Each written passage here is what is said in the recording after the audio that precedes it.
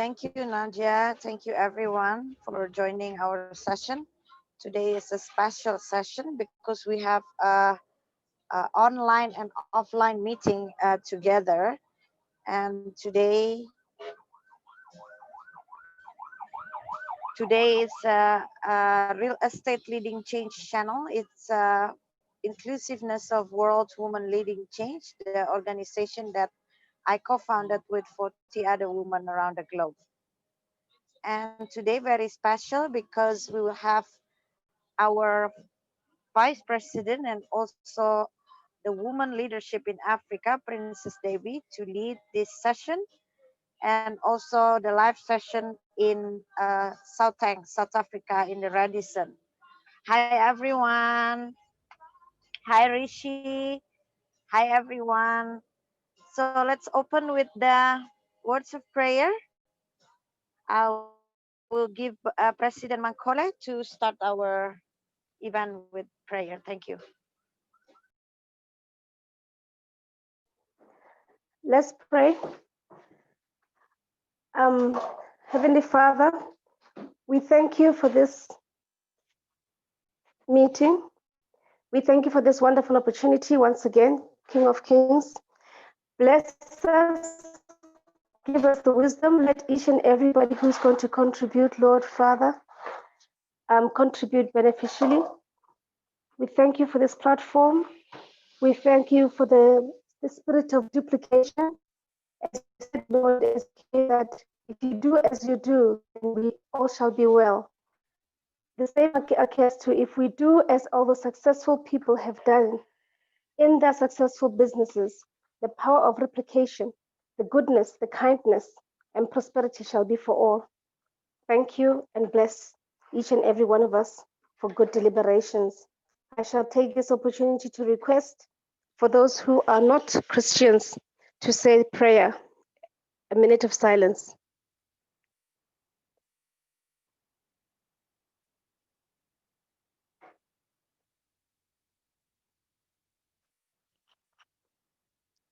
Amen.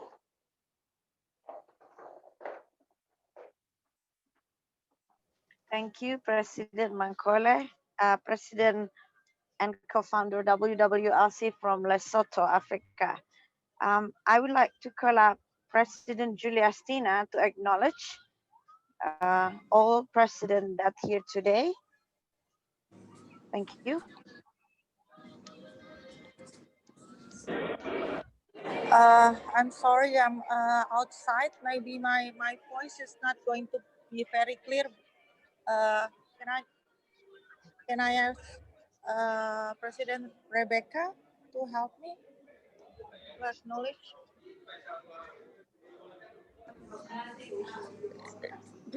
I think President Rebecca, she's still busy inside with other women, President Ayla. However, I will really run the show for her. We are having women from diverse sectors, and our trustee at Portia Sekati was with us, and we are having, it's like, she is like the minister of finance and e-governance here in Gauteng, South Africa with us. She also gave a talk about how can world women leading change, partner with government. And I really want to thank you. And I really don't know whether inside, because I'm out now. Matoti, she's there, she have joined. I will just check whether inside the hall, how it is in the private lounge, but we are with different women in different sectors. I thank you, President Rebecca. She is the one who's leading the FOTE. I thank you. Let me check whether are they in. She's still busy, I think, but they're still trying to connect on the big screen. Yes. Rebecca, President Rebecca, you're winning. I thank you. President Rebecca. Okay. Thank you. Thank you, Princess Debbie. Yes. Yes. So today we have a is it, special guest. We have a special yes, guest tonight. Richie. It is Yes, our thank you. last, yes, it is our last real estate leading change on operation and maintenance, and we have a guest star tonight, a very prominent professional in his field. Uh, Maybe I will introduce Rishi a little bit before Rishi can introduce himself. But before that, I would like to give this opportunity to you, Princess Debbie, to introduce your real estate leading change inclusiveness. Thank you. Over Eh, to you, Princess Debbie.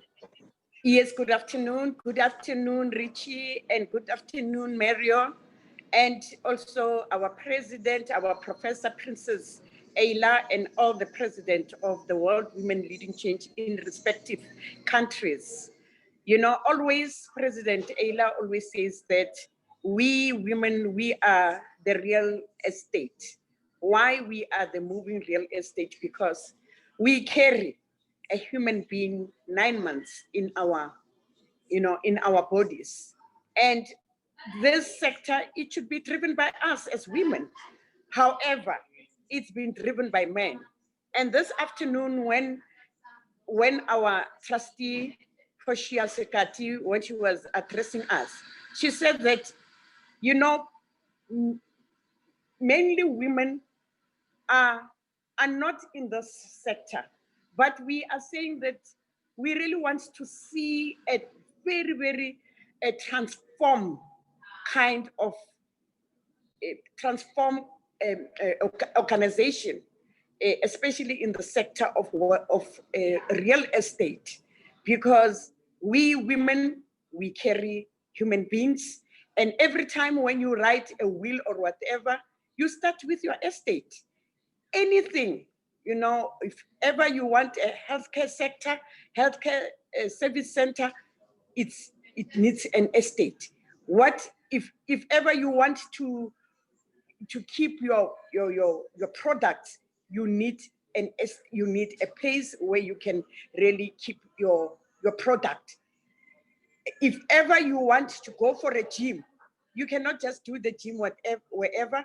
You need where there is a property. So it's very, very important that we should lead, and we men, Mario and Richie, you are going to hold our hands as women to walk this path of property and real estate. And I'm Dineo Raphuti. I'm the princess here in South Africa, and I'm having a company that calls Mangwana. Mangwana, it means that a mother, because we can embrace. And when you embrace, we need the real estate. We are really proud to have you, our men, the seat. They say that men are the one that, they are the seat depositor. So deposit, guys. Mario, Richie, deposit properly in this World Women Leading Change. We need you. I really want to thank you. And yes, we need you. Rishi Kapoor and Maria Gado, talk to us how you walk this journey. I thank you. I'm going to start with Richie. Richie, today we are here in South Africa, next to the international airport, OR Tambo Airport. It is only, I think it's about 2 minutes drive from the OR Tambo. We are in the Radisson Hotel. We are having women from diverse business background, and talk to them. President Ayla, I think before these two handsome gentlemen, before they talk, can President Ayla just greet the women inside, and even you, men, just say hi, hi. Hi. Hello, everyone. Welcome to World Women Leading Change. We are an organization that strive to empower women. We are the most active organization. In 2020, we have conducted about 275 conferences daily to change the thinking. We want to create changes. We want to become the leading change. We want to transform life. We want to impact life. We want to create a new world that is better, that no one ever take this time. What's So up? I welcome you and joining us today. Like I said, I have a very special guest because it's a very Rishi was a former professional that ran a $60 billion company and 80,000 employees, right? Um, it's important to learn from the top notch of the best of the world, because then you will be different person. The walk will be different because you will walk the path that no one else ever walked, and you collect all this knowledge together and become a new you. Thank you. Over to you, Rishi, and thank you all the ladies in South Africa. I love you so much. Love and light from my hometown, Bogor, Indonesia. Love and light. Thank you, Dr. Aida. Bye.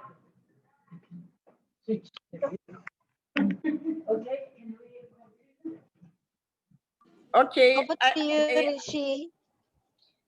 Richie, how do you do? South Very good, Africa thank is you, a very- Debbie. It's a very Good afternoon. hospitable.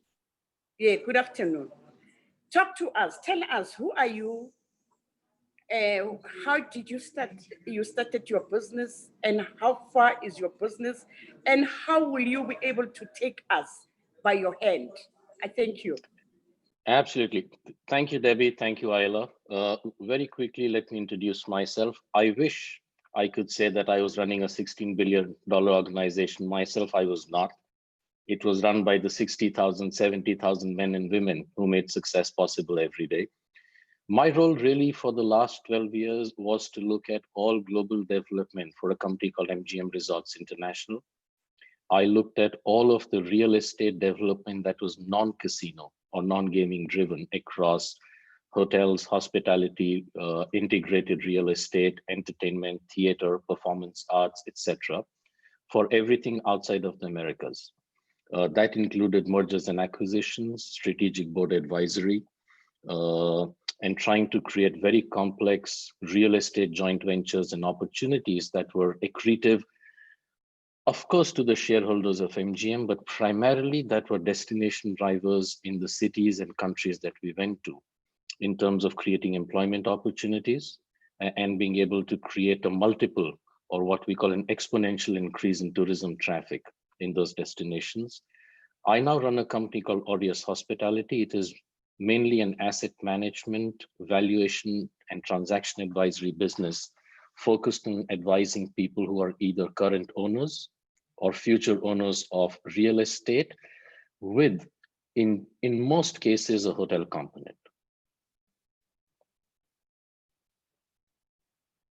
I'm based in Dubai since 2012, but most of my area of expertise is from Western Europe through Middle East, Southeast Asia, and the Far East. I would love to say I've done work in Africa. I hope in the near future at some stage that will be true. But of course, any value that I can add to anybody that wants to speak or ask questions about real estate, I'm more than happy to do that. Before there are any questions, let me just try and take 1 or 2 minutes speaking about why real estate and what is real estate. So in general, we classify it across 3 categories: residential, commercial, and hotel-driven real estate.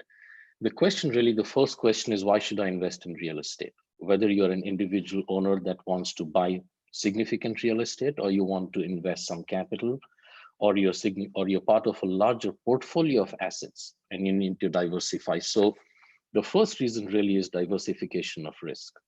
If you go back 100 years, real estate has always stood the test of time. There have been blips where the stock markets have outperformed all return expectations, but overall, real estate is great diversification because it offers you cash on cash returns every single year. And in general cases, assuming your asset has been well maintained, gives you very good terminal or sale value. And therefore, this is something that you can cash not only at the end, but also use with mortgage value as you go along. Now, I generally don't quote him, but if there is one thing Donald Trump has said well in his entire life, it is that only God can create real estate. Right? In the sense that there is finite limits to how much land is available and what you can do with it. So diversification is the first reason. The second is returns. Like I said, if you go back and you look at any portfolio, real estate typically in any part of the world is able to give you between 7 to 12% return. What is more important is this is risk-adjusted return. Of course, if you're a high risk investor, you might want to go into equity markets or riskier investments. But if you have a large portfolio, it helps you to diversify your risk and get a good, solid risk-adjusted real estate return. It's very good for inflation hedging because in most cases, we are able to pass on inflation to the end user. And finally, it is, as we call it, is the prevalence of real estate. Everybody's doing it, so I should do it. But just to give you some numbers, if you look at developed countries where I'm now taking Western Europe and the United States, 41% of all global portfolio holdings are in real estate.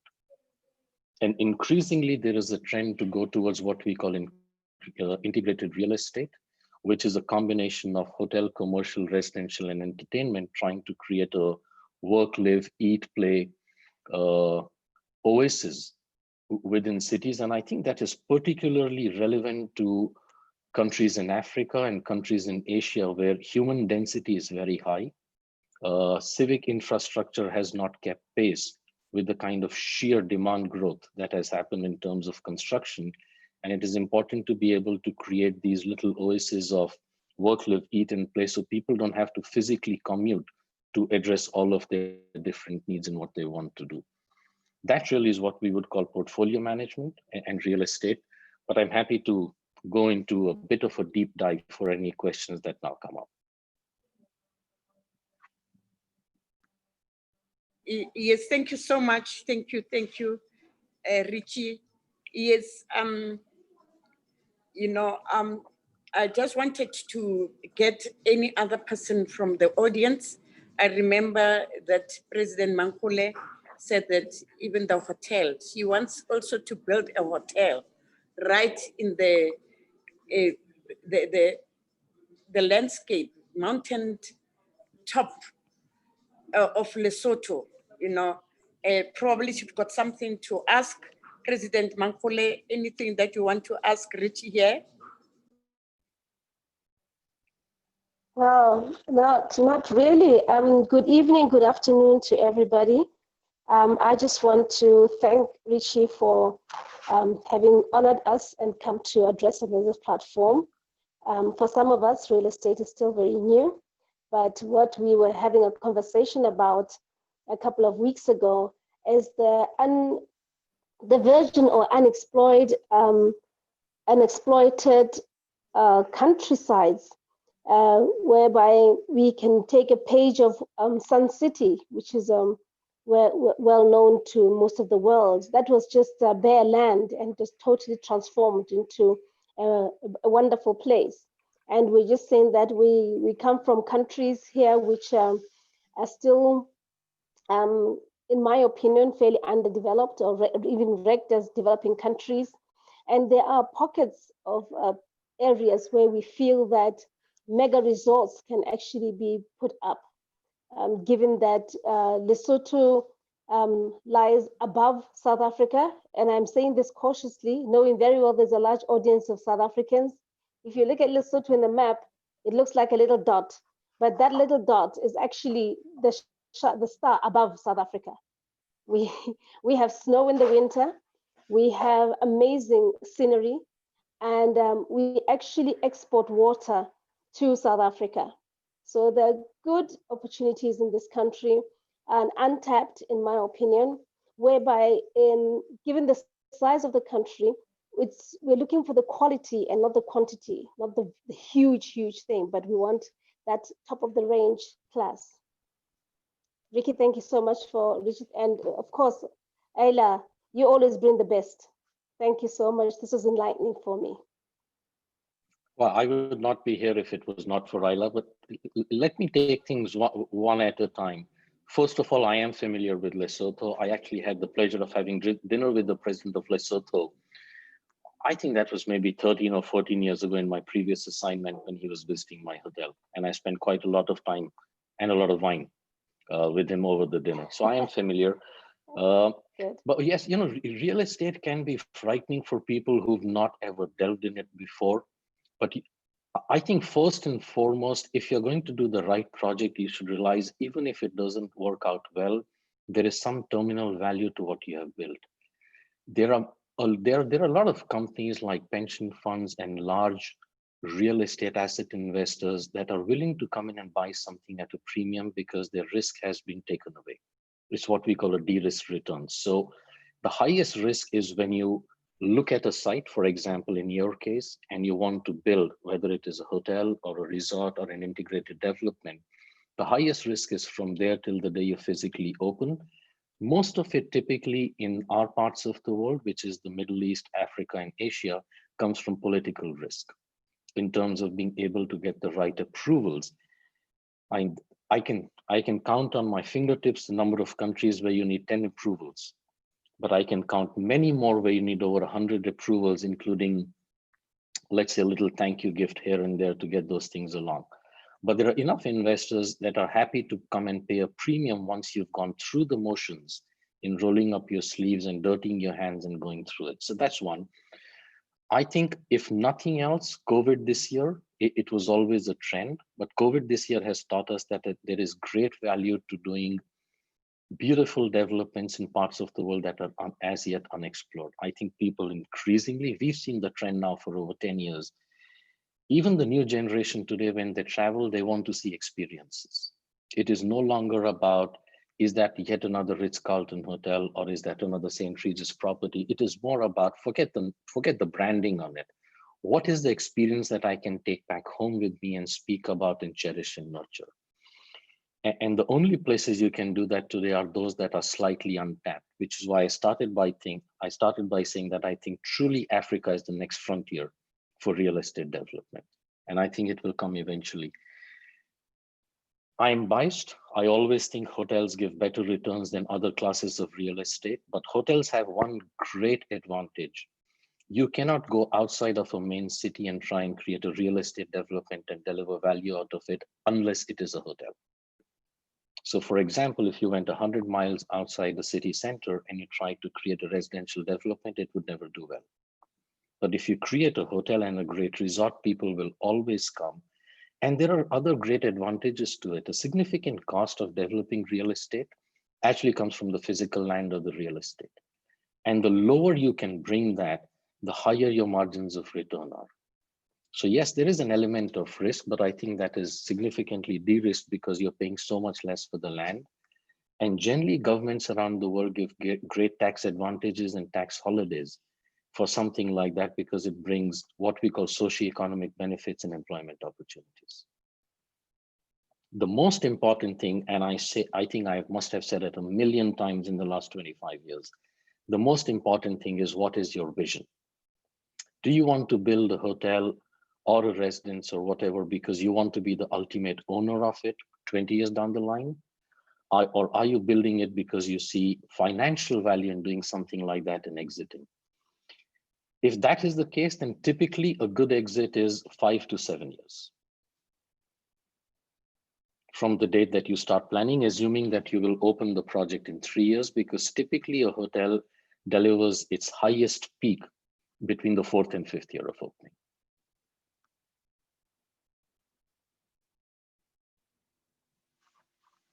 I think also what we will increasingly see, we've definitely seen in this part of the world and the Americas, is people are happier to drive for a holiday or to take short haul flights for a holiday.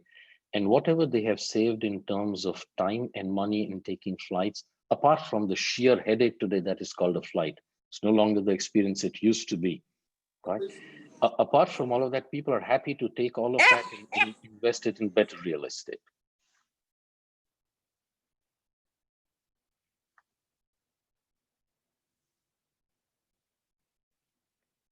Please go ahead and ask me further questions. Yes, any other person? Yes, any other further questions? Who wants to really to ask this guru? I think is a guru in the real estate. And I didn't even say, you know, what is behind Rishi Kapoor. He is a senior VP of International Development for MGM, Resort International, Asset Management, Strategic Brand Advisory, Invest Advisory and Valuation, Integrated Real Estate Developments, a Strategic Partnership, Retail, Entertainment, Dining. Okay, that is what Rishi is. I see a hand from President Ayla. President Ayla, can you pose a question to Rishi? Thank you.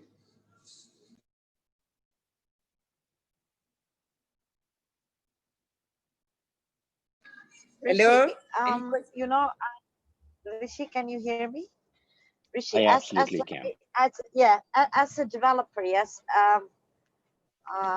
You know, hotel is one of the to us it's not very favorable because it's give us long term of what you call BEP, yes. And operational factor, if you cannot manage operational, um, you end up actually having a liability than having like how you call it, you know, good asset. Now, what is your view in operation? What is how do you say this is a good classified asset? This is not good classified asset. So if you say the BEP is 7 years, right? Um, what is a great number for you? How you differentiate? Thank you.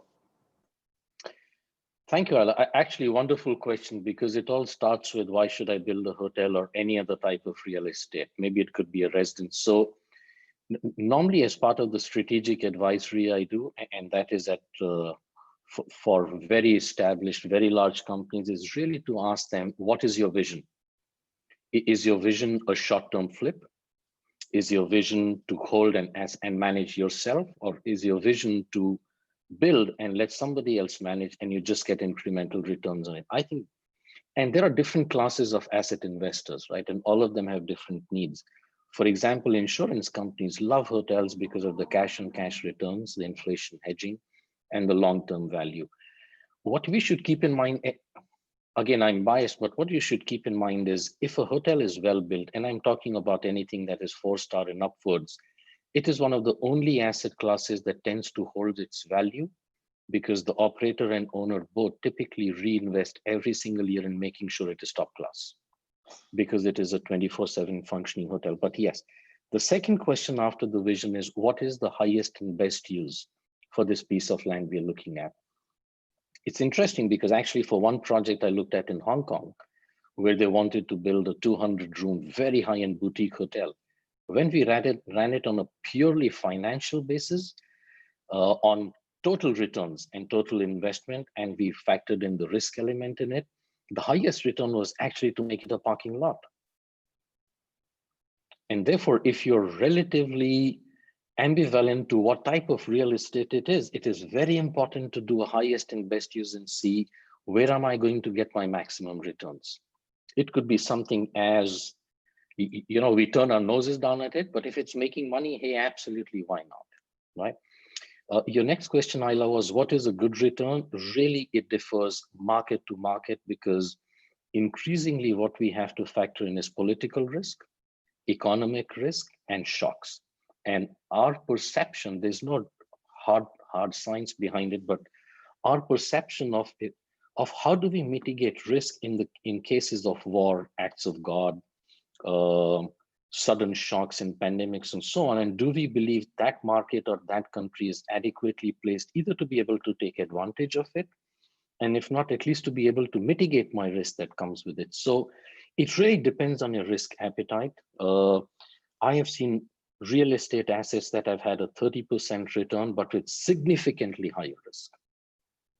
And there are companies that specialize purely in very high risk projects because they like to embrace them, hoping 1 out of 5 will work and then flip them. And again, I go back to what is really your vision. Are you an investor who's willing to embrace high risk, or do you want slightly medium risk? It's what we call financially the efficient frontier. The efficient frontier is for all types of real estate I could build on this parcel of land, including if it's an existing building, can I redevelop it? Can I reposition it? Can I renovate it? If it is greenfield, what can I do with it? In all types of real estate, when you look at that, the efficient frontier is really your highest return for the lowest possible risk. And it kind of follows a curve. And on that curve, then the owner and investor decides what risk they're willing to embrace for that kind of return. So I'm sorry, I wish I could give you a one size fits all. It is exactly 18%, but it is not. It is so dependent on the country, the location, the partners. In many cases, it also depends on your financing. Is it construction financing? Is it mortgage financing? Are you able to take a foreign loan, suitably hedged, of course, for currency risk at much lower rates than you would get in your own country? For example, we are looking currently at a project in India where if you take a loan from the local banks, the interest rate is almost 14%. But if we take a dollar denominated loan, we could get it at 3%. And we're trying to now factor in what is the currency risk. And even with the currency risk over the last 40 years of 3.5%, if an investor is willing to embrace that and take that risk, then your returns dramatically multiply. Because in the end, equity is the most expensive form of investment. You always want to try and leverage it with debt.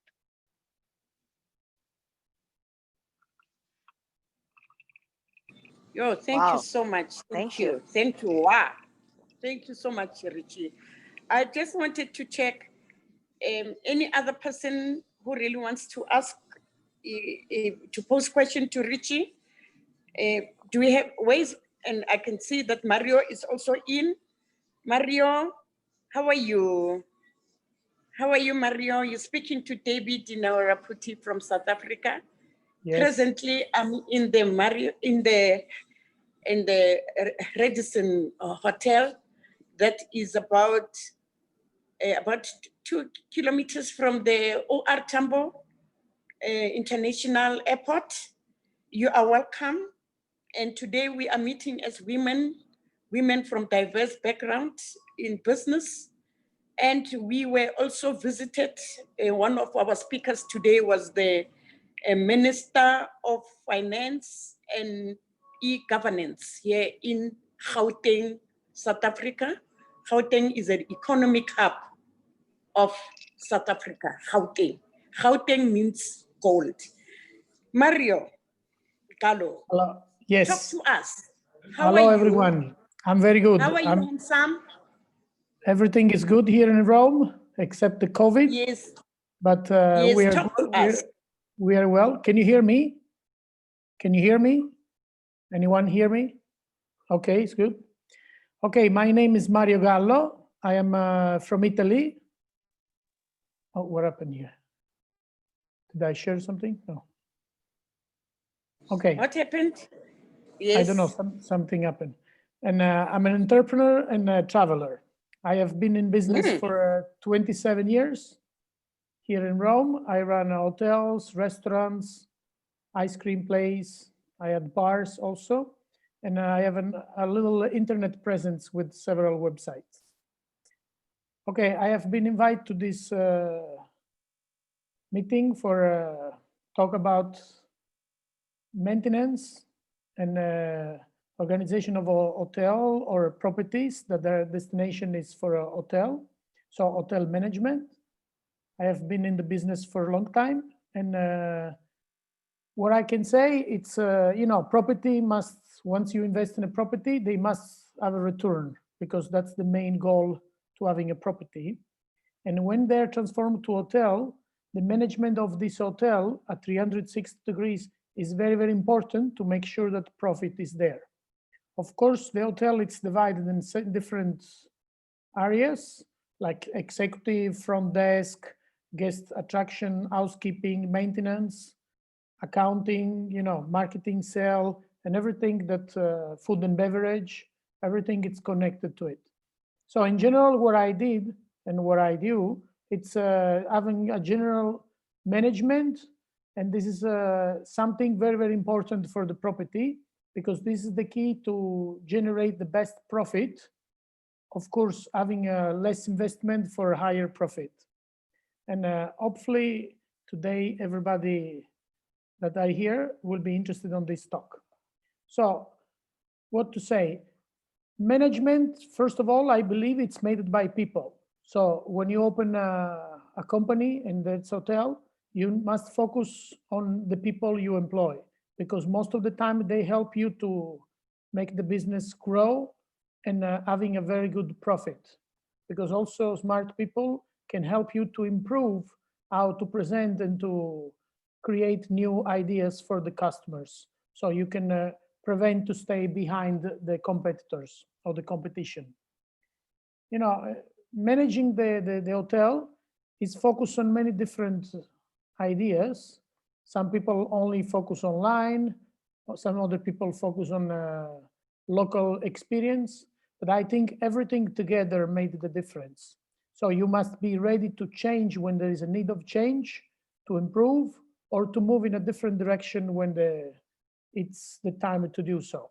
It is hard to find this breaking point, when you should change, but at the same time, it gives you the idea that it's the right moment to change, to be ahead, so win on the market.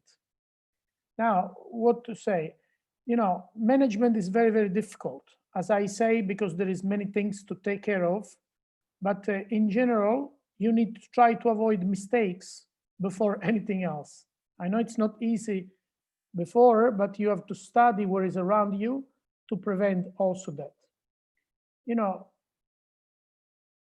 Manage your room, your inventory, your staff, your furniture and everything. It's something that you must put on the top level of your list, because when you try to sell something to make profit, have to be good for the guest, but at the same time have to be good also for the property, because the property invests to make money. And so profit must return easily. There is in the hotel operation, what I suggest is to find someone that have already been working on the field and have experience, because this avoid to make some basic error that people have not working on the field, they tend to do very, very often. So that's why many hotels that open, they looking for people that have been working in other hotel or with experience, because the idea is to avoid this mistake, so going faster to new places. And experience make the manager win in many fields. Of course, not everyone is good, but at least you can select from the beginning, from their experience, or from not just the CV, but the feeling that the person give it to you and what they propose to you to do with your property. So avoid mistakes like this, to find sometimes better invest few euro more or dollars more with the management and not less, because in a long term and probably in a medium term, you will be paid back for the management. The manager can help you to solve many, many problems, and at the same time to get the best offer in the market, because they already know the market. So have someone that he knows what he's doing. It's very, very important for the profitable business that you're going to open.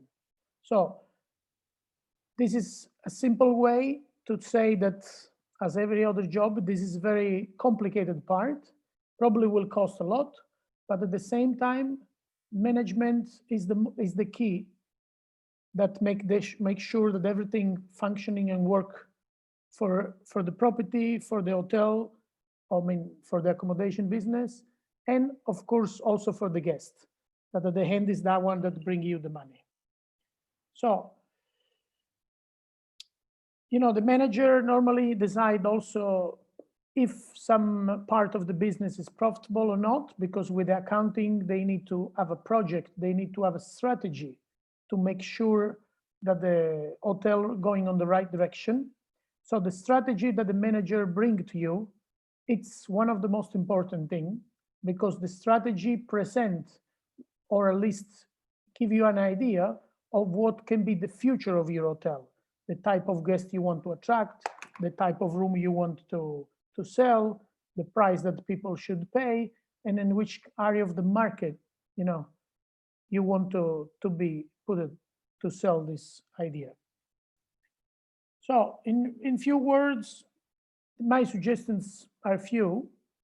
One, it's including the fact that you should find a very, very knowledgeable and a person that have experience and he knows what he's doing, confirmed by the numbers that he bring to you. Number two, make sure that the strategy and the project that you have in mind is profitable, not just in a short term, but in a medium long term. And make sure to find the right people to work with you, make a very nice selection, because this is make the difference between a regular hotel and a very, very profitable hotel. So, and I think it's all for now. I leave open mic to have some questions. If anyone it is interested to ask me something specific, and I hope it was helpful for today. Thank you very much, everybody. Wow. Thank you so much. Thank you so much, Mario. I was really worried if you were not coming in, and I said that the traveler entrepreneur is not going to engage with us. But thank you Unfortunately, for that. Yes, I was Yes. mixed up the time.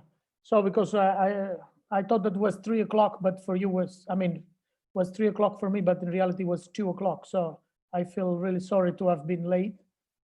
I was scheduling differently, so.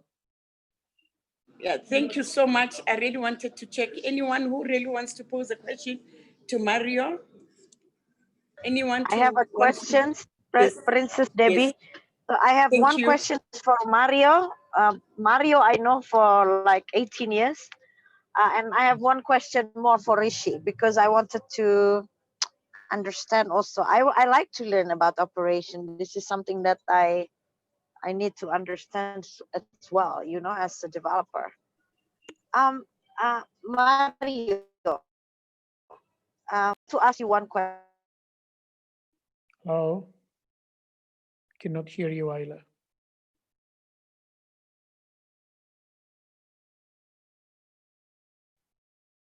Hello?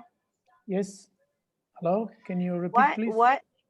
Can you hear me? Why it's Yes. important to have the operational consultant, maintenance operational consultant in the front before you're building the hotel, right? And the questions for. Hello. I'm happy to take that either before or after Mario. Okay, can I answer, Ayla? Sorry, the connection is not very good.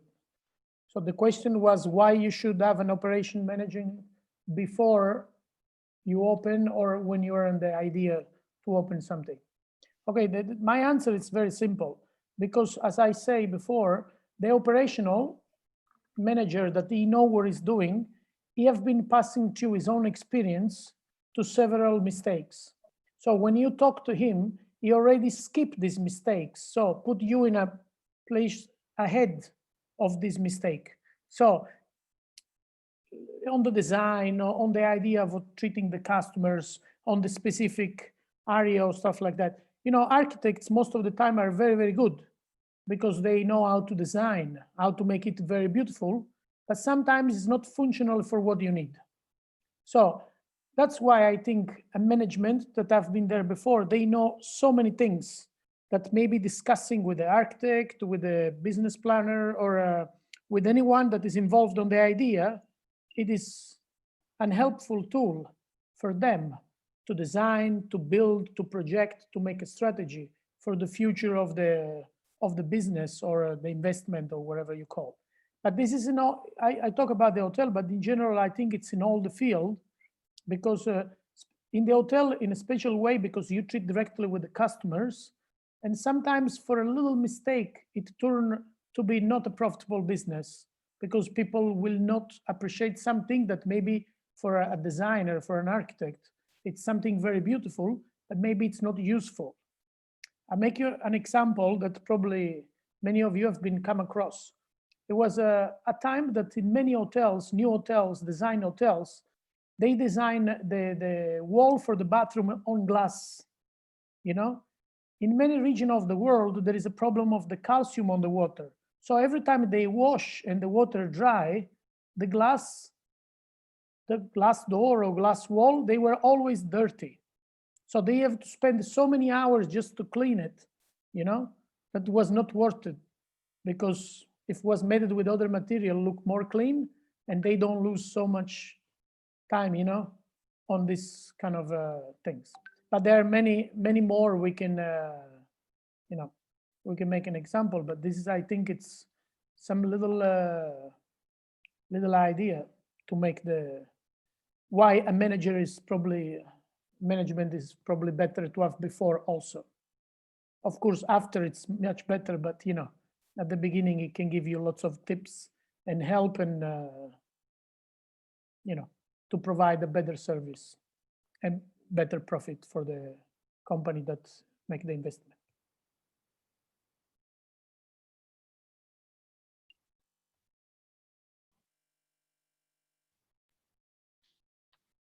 I think your microphone is off, Princess Debbie.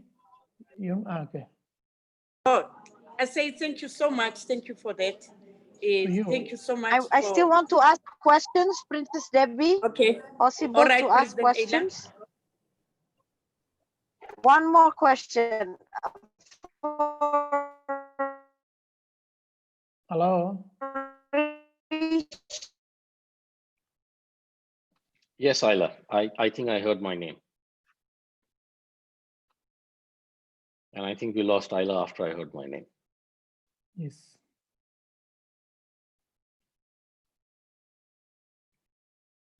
While we wait for Ayla to come back, if I can just add, I mean, I agree 100% with what Mario said. I mean, in all my experience, I have seen architects and designers are great at giving you a beautiful vision and a beautiful on-paper drawing, but only an operator can look at it and see where they can derive the maximum efficiency. Because in the end, we're looking at cash and cash returns, right? You want to see how you can, what we call the cash registers. You want to see where you can get the cash register and minimize your back of the house areas. And only an operator can see where they can derive that efficiency apart from the architect's vision. I think great answer. I think there are also some other contractual, legal, and safety issues.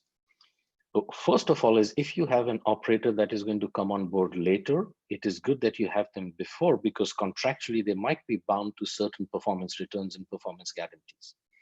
And they can only live up to those performance guarantees if they have been involved from day one in being able to plan the layout of that asset.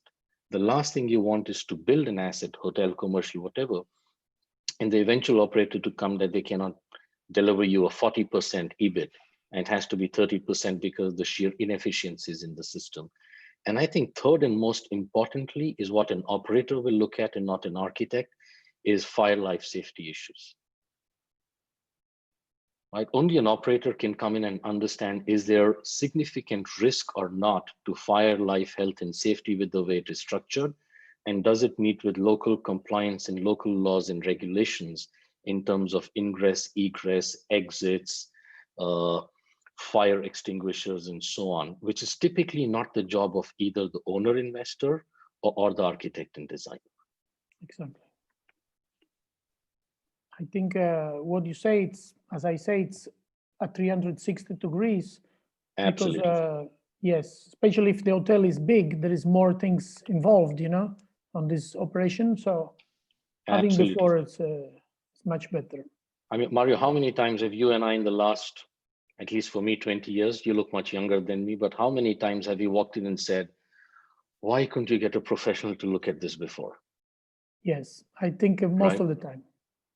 Probably Right? you look more and than you me say- as a, yeah, yeah. right. I look at some stuff and I'm like, you know, it looks beautiful, but it doesn't work. Yeah, in Italian, we have an expression, if I can say, that we say it's bello ma non balla. It's beautiful, but doesn't dance. Right. You know, it's just Absolutely. like a statue, it doesn't move. So sometimes many hotels have been designed like that because the idea of the architect was involving the guy that, the company that put the investment on. But at the end, they find out that the beauty was not just what people want. People want to feel comfortable. They want to feel, you know, part of the place. And sometimes Absolutely. many Yes, and I think you architects are hit the nail on the head. It's because initially the architects and designers take the owner's vision, and so the owner is typically incredibly involved because they have an idea in their mind on what they want to create, right? But it's not always the most efficient structure, is it? no, because what we have on mind is not what guests have on mind. Absolutely. So we need to please the guests, not ourselves, because hotel is Yeah, not needed for us. Absolutely, because the difference is in many cases, the owner is looking at their personal perspectives, their experiences, their vision, their thoughts and dreams. But the manager comes and looks at what the mass majority of the guests actually want to see. So you have to take what the owner has in mind and then distill it down to what works and still looks beautiful. Yes, because the melting of the information and the idea made it much better. It saved lots Absolutely. of problem after. That's right, No. including bankruptcy. Yes. Yeah, sometimes Right. Rishi, I want to ask you questions. Yes, I've been wanting to ask you this from the time of Corona. What is the stumble blocks in real estate today as a hotelier? You know, because I know we are hurting. Yeah. Today I had the biggest event in Indonesia. It's called Rakernas. We have about 5,000 real estate developer, and they all complain about this passive income that they normally have. Then suddenly it's gone. You know, basically your real estate become like your wife or your husband. It's a liability. It's no Yeah, more you're passive right. income. You have to pay So, alimony payments now. yes, you have to start to Yeah. pay alimony, right? And then on the way to bankruptcy. So That's right. let me ask you, what is the stumble blocks now? How do you think we should get out of this Well, there's a particular? couple of things. There's a couple of things. On the good side, if you're an investor or somebody who already owns an asset, I don't think too many people are going to be building hotels in a tearing hurry in the near future. So at some stage, as demand comes back, the human race is remarkably resilient. We love to travel. And we have seen that everywhere where people have defied even the mandates to go out even for staycation. So at some stage, when demand comes back, the supply has stabilized. Challenges today, if you're a new owner, it is incredibly difficult to try and get financing, whether it is from the banks or construction financing, because they're all looking at the element of risk involved and the returns are no longer what they used to be. If you're an existing asset owner, unfortunately, your challenges are more. One is, how do you service your debt? And how do you restructure your bank financing? And how do you swallow that bullet that comes with it? The second is a little more human in terms of what you do with the 3, 4, 500, 10,000, 50,000 people that are working in your hotels that have families to support and that you need to feed. And very rightly, they look at you today and they say, hey, boss, for all these years, you were making a 40% EBIT. I was making a tiny portion of that. Now you're struggling. Why do you want me to suffer? And I think it's therefore a twofold element. We've done a few of those in the Middle East. I haven't touched Africa yet, but in all of those, we have restructured bank financing with moratoriums. and we have looked at other equity partners to come on board who have far deeper pockets, and they know today they're coming in because valuations are at a historic low. Having said that, there are cases where I think 20% of the hotels, at least in the city I live in, are never going to reopen because they can no longer service their debt. And I think the lesson that comes out of it, and I go back to think what Marty also started by saying, please de-risk your project even before you start. There should never be a case when you have to depend purely on cash flows to be able to service your debt. Now, all of that having been said, with the challenges, there are properties that are outperforming everybody else around the world. And it goes back to, if your vision was correct, and if you built the right product for the right market with the right financing and it was efficient, it will still do well. But today there is to say that many projects that probably were built in a very good scale, today they jump because the corona. Absolutely. So actually, we are my company is asset managing a group of hotels where we have actually gone back to the operator. There are 2 operators across their portfolio of assets. And we have gone back and said, you know, apart from what has happened from corona, we also have realized that you've managed to deliver the same levels of efficiency with much lower staff ratios. And I think this is the right time to go back to what we would call zero-based budgeting. I think the days of saying you need 3 people to a luxury hotel, to a room, etc., are gone. We need to look at, can we multitask? What are your basic costs? It's really your real estate, but once you build, that's gone. It's your financing cost, it's your payroll cost, and it's your heat, light, power, and property operations and maintenance costs, right? So we are going back and saying, for the long term, not just the short term, we want to look at how we can lower the number of people to make sure that they will still get what they deserve, whether or not times are good and bad, how we can add more multitasking, and how we can redesign processes. So that is one. 2 is we are starting to look at flexible use of spaces. Whether or not Corona is there for a year, 2 years, or 3 years, we are starting to look at a room is no longer a hotel room. Can it be bleisure, which is business and leisure combined? Can it be work from home? Can we re-customize and put in some bit of a PIP or a product improvement plan to say it now solves more purposes than just being a standard business hotel room or a standard leisure hotel room? And then how can we look at all the other operational costs that come with it and try and minimize them in the long term? So I think the challenge really, Ayla, today is being able to go back and speak to the larger operators who have the assets, and for them to understand that they have to share the bleeding that the owner is going through. And what are they doing to think out of the box and come back and say, hey, you know, we know this is going to be there for another 2 years. These are our options to reposition the real estate and reposition the payroll and the manpower that goes with it. Can I ask something to Mr. Rishi? Absolutely. Yes. Do you think in the near future, the biggest enterprise, the bigger company that run hotels compared to the small one have much more power to continue to run hotels and grow compared to the small, or is vice versa? Is the opposite? The biggest one will have problems because no number of customers compared to the small, that they are able to cut the cost in a significantly way, because hotel 5 stars still need to offer the service, you know. Absolutely. I think unless you're in a location where you have significant competition from the international brands. So if you're in a downtown location where you have, look at New York, Dubai, Singapore, Hong Kong, yes, London.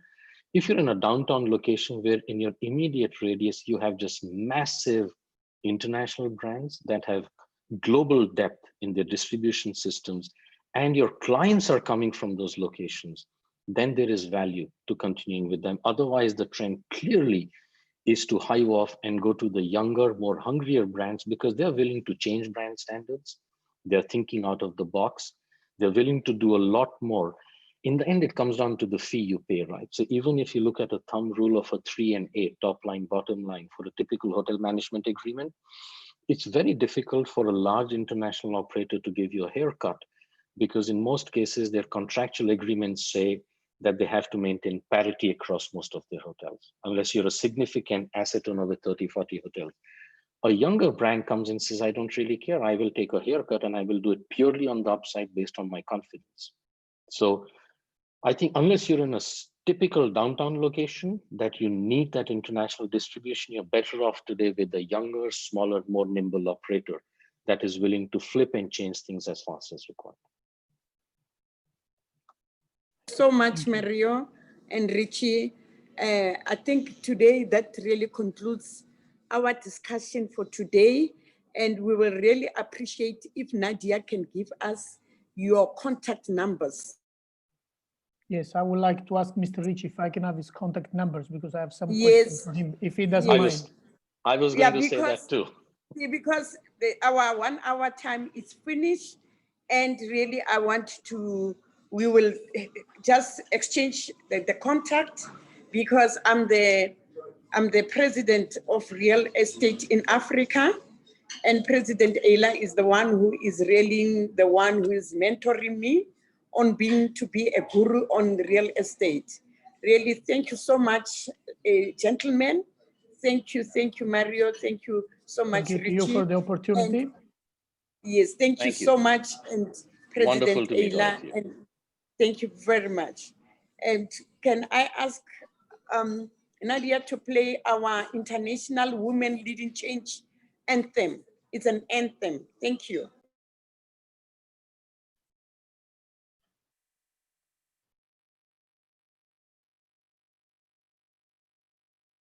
We are the woman leading change, leading change. We are the woman leading change, leading change. We are the woman leading change, leading change. We are the woman leading change for our people, for our countries, for everyone in the world. Love, peace, needed in this world. Endurance, needed in this world. Forgiveness, needed in this world. Unity, needed in this world. Yes, African woman leading change. Antarctican woman leading change. Yes, Asia woman leading change. Yes, Australia woman leading change. Yes, Europe woman leading change. Yes, North America. Yes, South America. Woman leading change. Kalirato fella. Kalirato fella. Woman leading change. Kalitabo fella. Kalitabo fella. Woman leading change. Gotando pella. Gotando pella. Woman leading change. Yes, Indonesia. Yes, Ayla. Yes, Ayla. Woman leading change. Yes, Indonesia. We thank you. World woman leading change. Wow, love and light. Thank you so much. I think you did, listen attentively to our international song. Kalerato means love. Thank you, everyone. It's about happiness. Thank you so much. Thank you. Love and light. Thank you, Rishi. Thank you. Yes, enjoy your nice event in Sautang. Yes, we're very proud of you and sending you love and light from Bogor. Yes, I hope to see you soon. Maybe we will meet Rishi in Dubai.